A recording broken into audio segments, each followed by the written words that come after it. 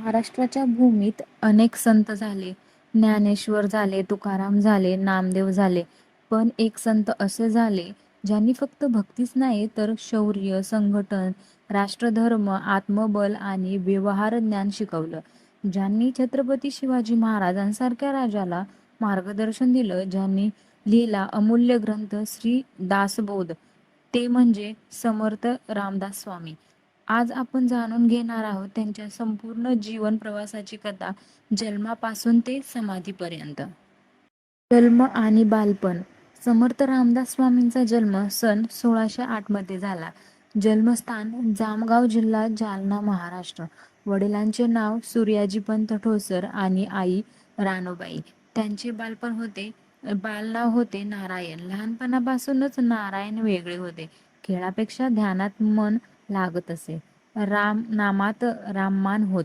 त्यांच्या चेहऱ्यावर तेज होतं. लोक म्हणत, हा मुलगा साधा नाही. लग्नमंडपातून पलायन. वय झाल्यावर घरच्यांनी विवाह ठरवला. लग्नमंडप सजला, विधी सुरू झाले. पण जसेच ब्राह्मणाने शब्द उच्चारले, सावधान, नारायण विचारात पडले. जीवनभर संसारात अडकायचं का परमेश्वराचा मार्ग धरायचा? क्षणात निर्णय झाला. तेथूनच उठले आणि धावत निघून गेले.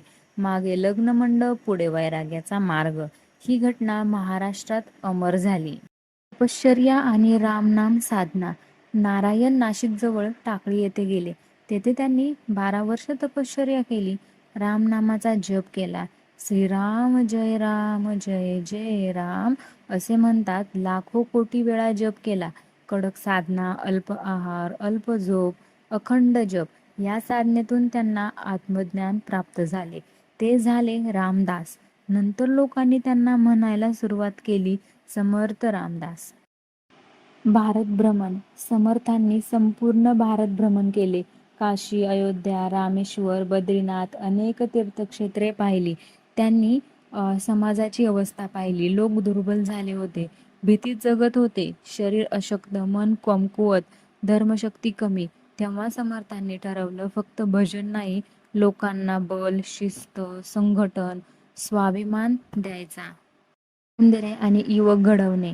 समर्थ रामदास स्वामींनी महाराष्ट्रात अनेक मारुती मंदिरे स्थापन केली. का? कारण हनुमान म्हणजे शक्ती, भक्ती, निष्ठा, सेवा, धैर्य. युवक बलवान व्हावेत म्हणून व्यायाम, शौर्य, शिस्त यावर त्यांनी भर दिला. आजही महाराष्ट्रात अनेक समर्थ स्थापक मारुती मंदिरे आहेत. महाराजांशी भेट. समर्थ रामदास आणि छत्रपती शिवाजी महाराज यांचा संबंध इतिहासात अतिशय महत्त्वाचा आहे. शिवरायांना समर्थांचा आदर होता. शिवाजी महाराजांनी स्वराज्य उभारलं. समर्थांनी त्यांना नैतिक आणि आध्यात्मिक बळ दिले. समर्थ म्हणले, धर्मासाठी राज्य करा, जनतेसाठी राज्य करा, स्वार्थासाठी नाही. शिवरायांनी समर्थांना गुरुस्थानी मान दिले. दासबोध निर्मिती. समर्थांचा महान ग्रंथ श्री दासबोध हा फक्त धार्मिक ग्रंथ नाही, हा आहे जीवन ग्रंथ.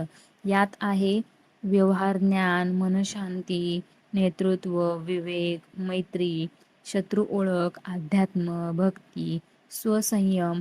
आजच्या काळातही दासबोध तितकाच उपयोगी आहे. मनाचे श्लोक. समर्थांनी लिहिलेले मनाचे श्लोक, मनाला समज देणारे अमूल्य श्लोक. उदाहरणार्थ, मन करारे प्रसन्न. आजही लाखो लोक म्हणतात. सज्जनगड आणि समाधी. समर्थ रामदास स्वामी शेवटी सज्जनगड येथे राहिले.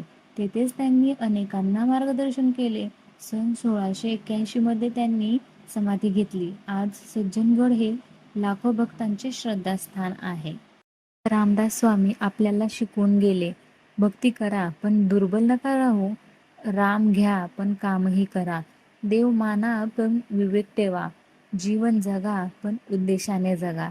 जय जय रघुवीर समर्थ.